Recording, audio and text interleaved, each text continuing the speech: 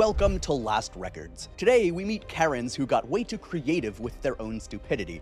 Proof that entitlement and terrible ideas are a deadly combination. From a Karen who climbed out her apartment window to steal air conditioning, to another who broke into a restricted area just to escape a crowd, meeting karma in the deadliest way possible. It was July 18th, 2019, during a prolonged heat wave in central Texas. Temperatures had stayed above 100 degrees Fahrenheit for several days, and even after sunset, the air remained heavy and uncomfortable across the city. Pamela Joy Coltrix was 42, and she lived alone in a second-floor apartment in a pretty average residential complex. She worked from home, so she was there most of the time, and that week especially, she'd just been stuck dealing with the heat day after day. It was one of those stretches where it doesn't really cool down, even at night, and according to neighbors, she was getting more and more frustrated about it. They said she'd been complaining a lot, not just about the temperature, but about the building in general. She'd often argue with management too, and she had this way of seeing the rules like they were just there to make things harder for tenants, like they didn't really have a good reason behind them. The apartment building used a centrally controlled air conditioning system. In an effort to reduce electricity costs during overnight hours, management had implemented scheduled reductions that limited cooling output after midnight. Pam was furious about it. It's already been building up around her for a while. It makes me feel like the argument wasn't just one bad day. Over several days, she kept complaining that the landlord was stealing air conditioning that tenants were already paying for. Staff explained the system was still running and only slightly reduced overnight for energy savings during the heat wave, but she dismissed it as excuses. The more she thought about it, the more convinced she was that she was being personally cheated.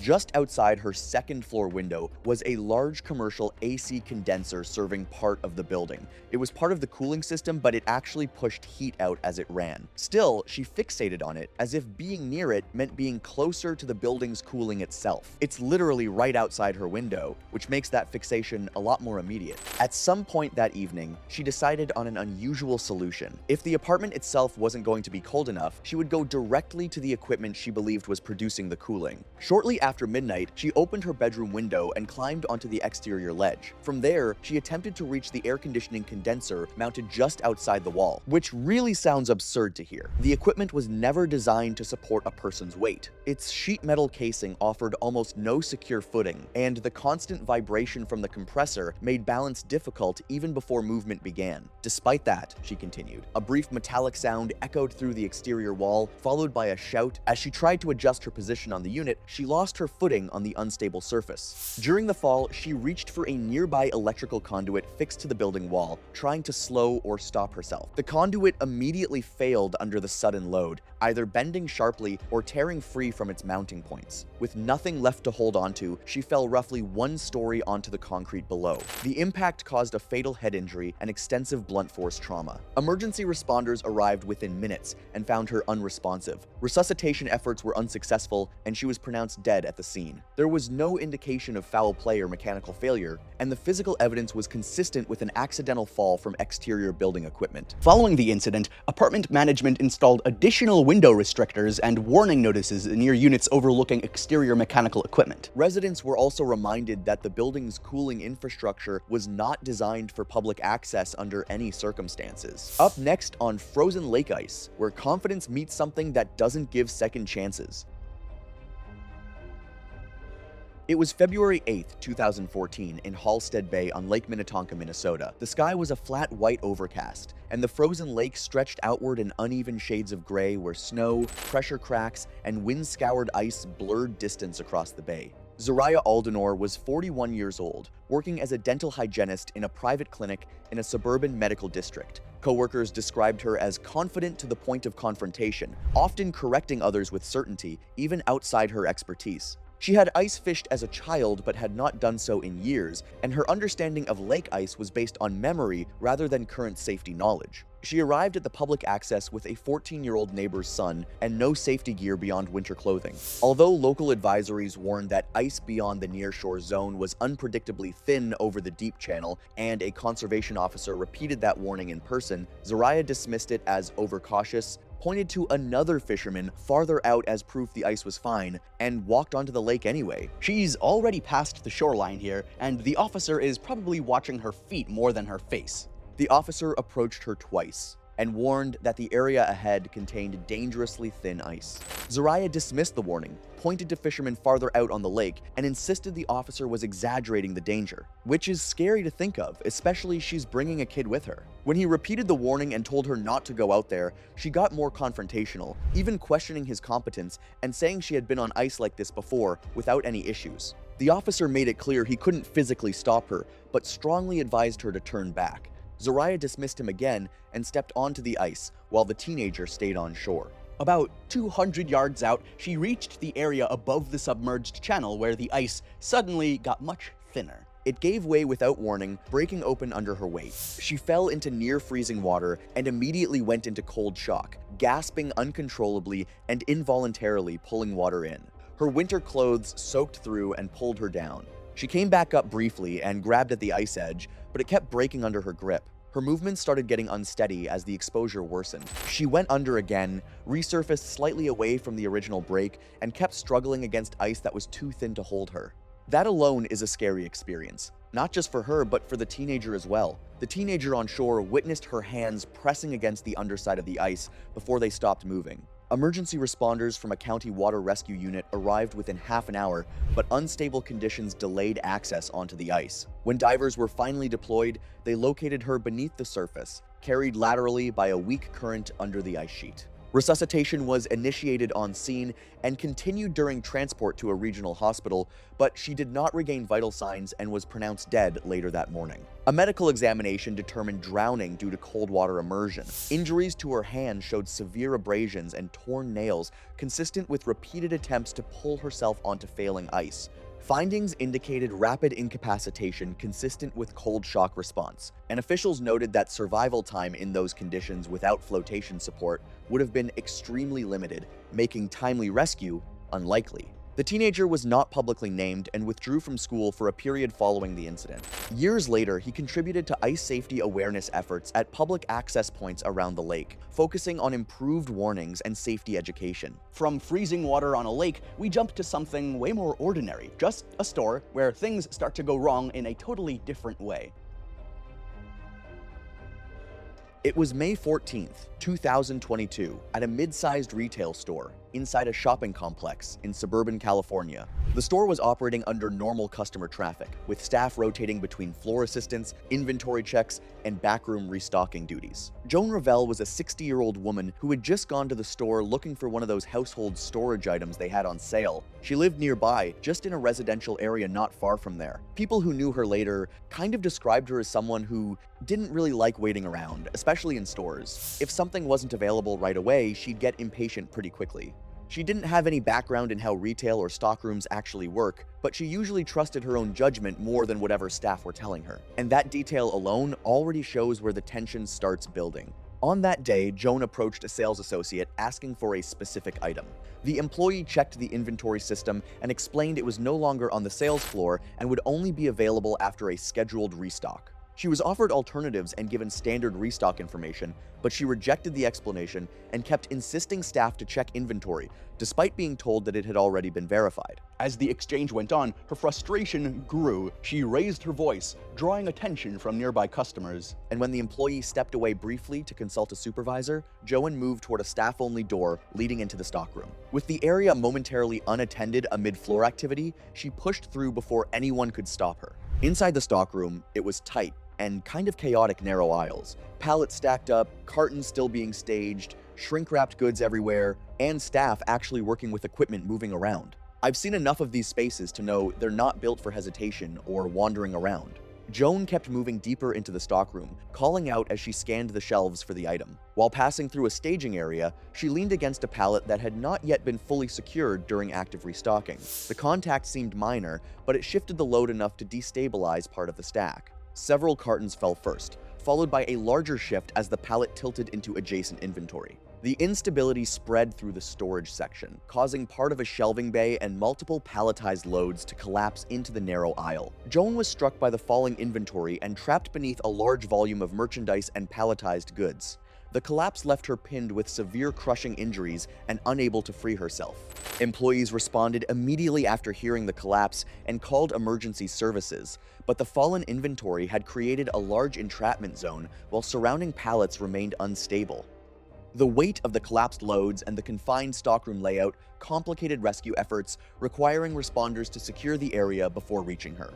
With unstable inventory around the collapse zone, I could see staff could only secure the area and wait for responders. After access was gained, Joanne was pronounced deceased at the scene due to catastrophic crushing injuries sustained during the collapse. The investigation determined that Joan's unauthorized entry into the restricted stockroom and disturbance of staged inventory led to the collapse. No charges were filed against the store, and the incident was classified as a preventable accident caused by entering a restricted operational area. Now we shift to Texas, where clear physical barriers and live warnings still fail to override personal judgment.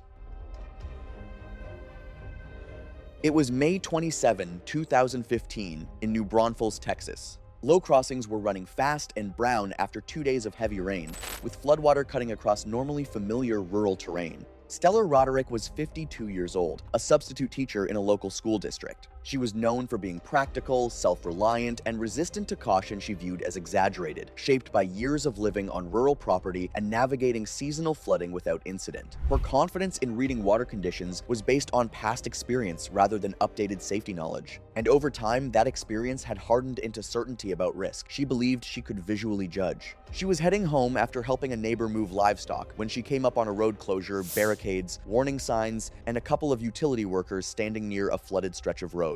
That's the first warning sign to go back. They told her there was a downed power line in the water and that it still wasn't safe to go through. The water didn't look that deep, but it was dangerous because of the electricity in it. Even after they warned her a few times, she went around the barrier anyway and walked into the flooded area toward where the line was. And that is just unsettling. Everything's clearly set up and warned, but she still treats it like it doesn't really apply to her. Unbeknownst to her, the downed line was already energizing the floodwater, creating an uneven electrical field that dispersed through the water and the surrounding ground. As she moved forward, she repeatedly bridged points of differing voltage, exposing herself to an increasing step potential risk. By the time she went farther into the flooded section, the electrical difference in the water around her had built up enough to become lethal. On her next step, her legs essentially completed a path for the current through her body, and the shock hit almost instantly through her lower body and chest. Her heart likely went into ventricular fibrillation within seconds, cutting off normal function immediately. She dropped straight into the floodwater without any real struggle or sound. I didn't expect it to be that immediate, one step,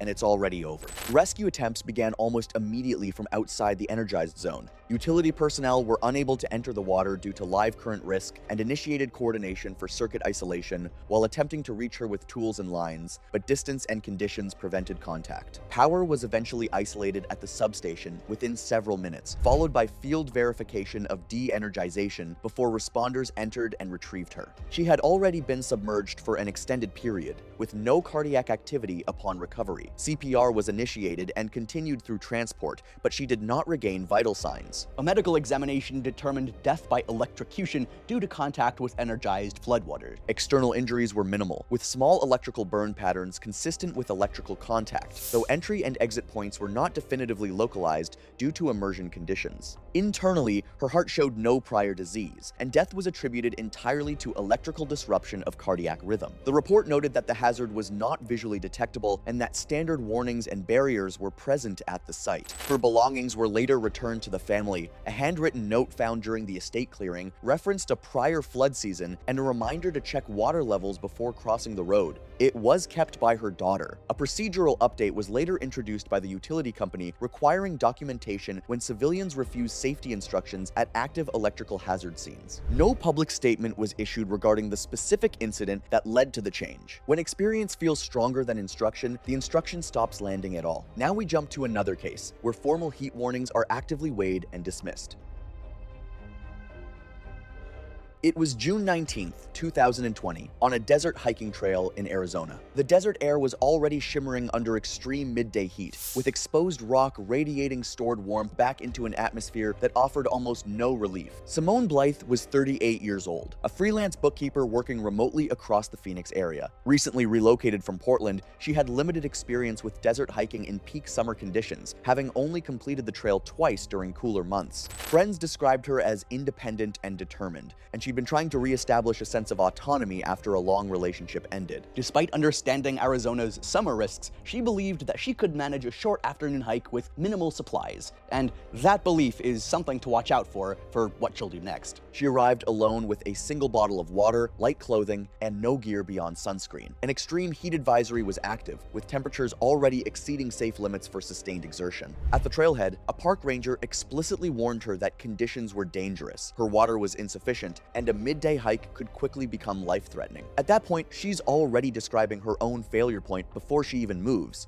Simone acknowledged the warning but brushed it off, insisting she would be fine on a short hike. When the ranger offered extra water and suggested she wait for cooler conditions, she refused and maintained that she understood her own limits. He warned her a second time, but she doubled down, insisting she'd hiked in similar heat before and that people tended to overreact to Arizona conditions. Even after one last attempt to stop her, she still went ahead and started down the trail alone. The trail was fully exposed, with sustained elevation gain and no meaningful shade, as heat radiated from the rock surface under direct sun. Within the first hour, her water supply became critically low, and continued exertion in extreme heat accelerated fluid loss and rising thermal strain, with early cognitive effects beginning to emerge. Around an hour and a half into the hike, she finished her water, but continued forward despite worsening physiological strain. Her core temperature rose as thermal regulation failed, and sweating became increasingly ineffective and inconsistent, marking heat stroke onset. She became disoriented, but did not turn back, continuing along the exposed ridgeline rather than towards safety. A brief emergency call attempt failed due to poor signal, and no follow-up was made. This is usually where it's not just the heat, it's running out of water that really pushes things over the edge. She eventually collapsed on the trail, dropping onto the sun-heated rock and losing consciousness within moments. A passing hiker came across her unresponsive, her skin extremely hot and dry signs consistent with severe heat stroke. Emergency services were called right away, and cooling efforts started on scene before continuing during transport. Despite aggressive medical intervention, her condition progressed to multi-organ failure due to extreme hyperthermia. She developed multi-organ failure, including kidney and liver injury, driven by systemic inflammation, cellular breakdown, and coagulation dysfunction. She briefly regained consciousness before deteriorating again and dying approximately 2 days after the initial collapse. The medical determination listed exertional heat stroke as the cause of death, with environmental exposure and insufficient hydration as primary contributing factors. Officials noted that survival in such conditions depends on rapid cooling and early recognition of cognitive decline, both of which were delayed by distance and timing. Her encounter with the ranger was later reviewed in updated park procedures for extreme heat advisories, reinforcing stricter warning protocols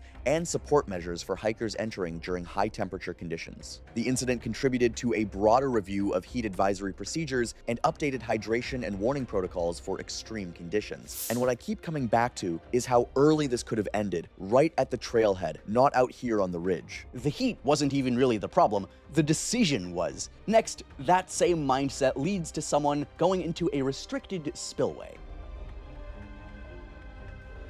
It was October 12, 2019, at a restricted spillway area in California. The sky was overcast and flat, casting even light across the concrete structure and the water below. Lyrian Dawson was 36 years old, a part-time barista in Sonora, and a freelance landscape photographer with a growing social media presence built on Sierra Nevada imagery. In pursuit of more extreme compositions, she increasingly sought locations beyond marked access points. While technically skilled, she had no formal training in structural environments, no safety instruction for restricted infrastructure, and no experience with industrial water control sites. She arrived alone at the spillway and went past clearly posted warnings and fencing, marking the area as restricted due to steep concrete and hazardous water conditions. After slipping through a lowered section of barrier, staff on site told her directly to leave. She acknowledged them but brushed it off, saying she just needed a few photos, and kept going onto the spillway apron while leaving her gear outside the restricted zone. I'm not sure people even realize how violent that shift is, from sliding on concrete to hitting water. It's a hard impact, not a soft landing. The spillway itself was a steep concrete chute built for high-speed water release. Even when it wasn't actively flowing, the surface could still have a thin layer of algae and mineral buildup, and the smooth concrete made it extremely slippery. She stayed near the upper section for a few minutes, taking photos, looking down, and slowly edging closer to the slope as she worked, gradually moving toward the point where the flat top dropped into the steep apron. At a late morning moment during her positioning along the spillway edge, her footing failed on the algae-coated surface. Traction failed suddenly, with no usable grip or recovery point available. She slipped onto the steep concrete face and rapidly accelerated downslope under gravity across the 65-foot spillway. Reduced friction on the surface resulted in a rapid, uncontrolled slide. I can tell once she hits that algae-slick concrete, there's basically no way to recover it. She struck the stilling basin at the base of the spillway at high velocity and immediately entered the turbulent outflow water. The impact forces from the descent and collision were catastrophic, producing severe blunt force trauma to multiple regions of the body before submersion. The camera, still attached by a neck strap, was torn free during the fall and recovered outside the spillway zone. Witnesses downstream reported a brief cry followed by silence. Emergency services were alerted after her equipment was found outside the restricted perimeter and no one was visible at the spillway crest. Rescue teams later recovered her body after it was carried beyond the immediate basin into downstream flow. I always find it unsettling how fast she was here turns into she's gone in reports like this. A forensic examination found fatal blunt force trauma consistent with a high-speed impact on reinforced concrete, including severe chest and head injuries with multiple fractures and catastrophic internal trauma. Water in the lungs indicated she was alive upon entry into the basin, though the injuries were immediately non-survivable. Her camera contained a sequence of images leading up to the fall, ending with a downward shot along the spillway. Her social media account remained active for months afterward, and her photography circulated online, detached from the circumstances of her death. Her equipment was later donated to a school photography program without disclosure of its origin. And finally, in the last case, there's some pushback from people this whole time, and eventually, she decides to climb somewhere she never should have been. It was August 23, 2018, at a large outdoor event in a city plaza. The area had been set up with a temporary stage, lighting rigs, and crowd control barriers, and by mid-afternoon, the front viewing section was already full, with security actively managing the flow of attendees. Vienna Gail Stanton, who was 33, showed up after the crowd was already packed in pretty tight, like those rows of people just standing shoulder to shoulder near the stage. Right away, she starts working her way along the edge, trying to push in closer. Not in a subtle way either, she's slipping between gaps in the crowd, asking people to move, saying she can't see the stage, just repeating it over and over. From my observation, that kind of repeated pushing already sets the tone for how the crowd reacts to her. At first, a couple people actually respond to her, like they answer back or try to explain its full, but it doesn't really go anywhere. After a bit, people just stop engaging with her altogether. They hold their spots, ignore the back and forth, and that front section just kind of locks in place. Security personnel noticed her repeated attempts to push toward the front and kept directing her back each time. The surrounding attendees followed the same pattern, no one made space, and every attempt was met with refusal, forcing her back into the denser middle of the crowd. As time goes on, her frustration becomes more and more obvious. After several failed attempts and repeated redirections, she moves away from the main viewing line toward the side perimeter. This area held temporary infrastructure lighting supports, staging equipment, and metal frames for cables clearly marked as restricted and not meant for public access, though less closely monitored than the main crowd control line. That side area feels a bit overlooked compared to the main crowd line. Vienna stops for a moment near one of the support structures, just watching the stage from the side, but her view is still pretty blocked from there. After a bit, she steps onto a low horizontal frame attached to the equipment setup. Then she climbs up again onto a higher section, basically using the structure to lift herself above the crowd so she can see better. People around her notice right away. A few start calling out for her to get down, clearly realizing she shouldn't be up there. Security staff quickly noticed the situation and began moving toward her position. At the same time, she continued along the structure, shifting her weight as she tried to stabilize herself while gaining a clearer view of the stage. The frame beneath her was not designed for foot traffic, and her movement caused uneven loading across the structure. That's the part she forgot to think about. As she repositioned again on the elevated frame, she lost her footing on the narrow, non-load rated surface. With no secure handholds and limited stable footing, she slipped and fell from the structure into the restricted equipment area below. Security and event staff reached her within moments, while emergency medical services were called to the scene. Responders arrived shortly after and took over care. She sustained fatal blunt force trauma from the fall, including multiple fractures and internal injuries consistent with a high-impact descent. Despite resuscitation efforts, she was pronounced deceased at the scene. The investigation determined that the lighting and support structure was not load-rated for public access and was intended solely for staging equipment. It also concluded that repeated climbing and movement across the frame were contributing factors to the loss of stability. The final report noted crowd control pressure at the front as a contributing factor to crowd movement and frustration, but identified unauthorized access to restricted event infrastructure as the primary cause of the hazardous conditions in an active operational area.